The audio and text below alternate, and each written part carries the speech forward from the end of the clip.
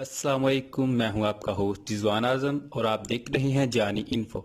इस तरह की मजीद मालूमाती वीडियो देखने के लिए मेरा चैनल सब्सक्राइब करें।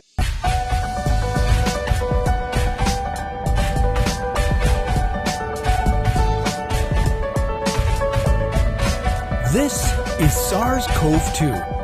It belongs to the family of coronaviruses named for the crown-like spikes on their surfaces. SARS-CoV-2 can cause COVID-19, a contagious viral infection that attacks primarily your throat and lungs. What actually happens in your body when you contract the coronavirus? What exactly causes your body to develop pneumonia? And how would a vaccine work? The coronavirus must infect living cells in order to reproduce. Let's have a closer look. Inside the virus, genetic material contains the information to make more copies of itself. A protein shell provides a hard protective enclosure for the genetic material as the virus travels between the people it infects. An outer envelope allows the virus to infect cells by merging with the cell's outer membrane. Projected from the envelope are spikes of protein molecules.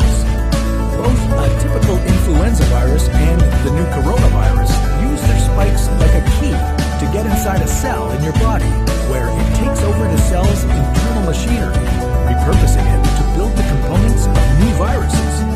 When an infected person talks, coughs, or sneezes, droplets carrying the virus may land in your mouth or nose and then move into your lungs.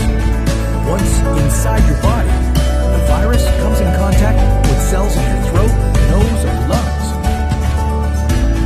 One spike on the virus inserts into a receptor molecule on your healthy cell membrane like a key in a lock. This action allows the virus to get inside your cell. A typical flu virus would travel inside a sac made from your cell membrane to your cell's nucleus that houses all its genetic material. The coronavirus, on the other hand, doesn't need to enter the host cell nucleus. It can directly access parts of the host cell called ribosomes.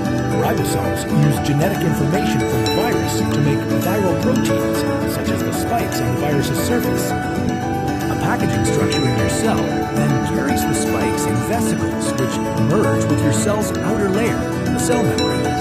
All the parts needed to create a new virus gathered just beneath your cell's membrane. Then, a new virus begins to bud off from the cell's membrane.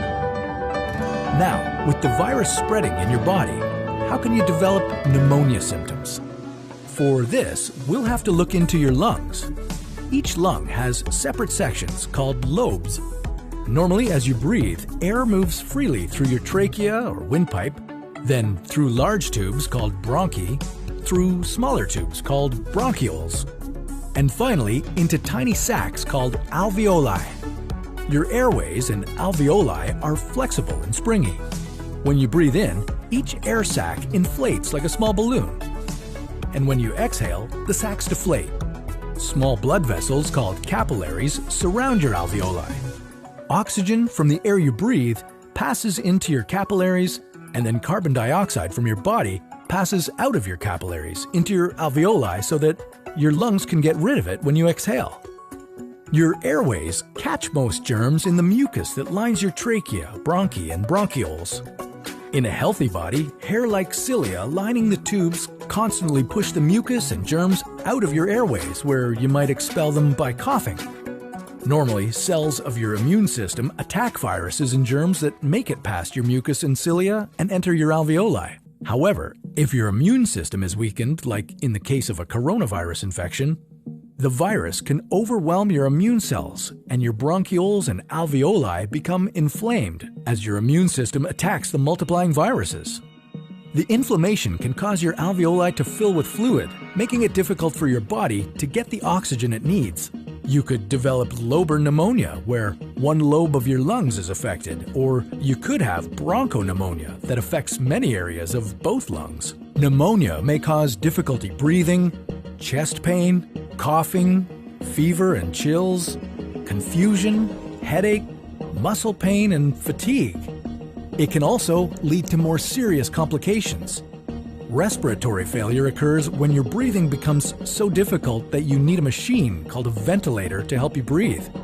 These are the machines that save lives and that medical device companies currently ramp up production for. Whether you would develop these symptoms depends on a lot of factors, such as your age and whether you already have an existing condition. While this all sounds scary, the push to develop a coronavirus vaccine is moving at high speed.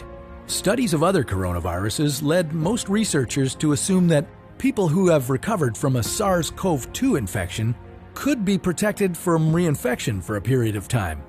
But that assumption needs to be backed by empirical evidence, and some studies suggest otherwise. There are several different approaches for a potential vaccine against the coronavirus. The basic idea is that you would get a shot that contains faint versions of the virus.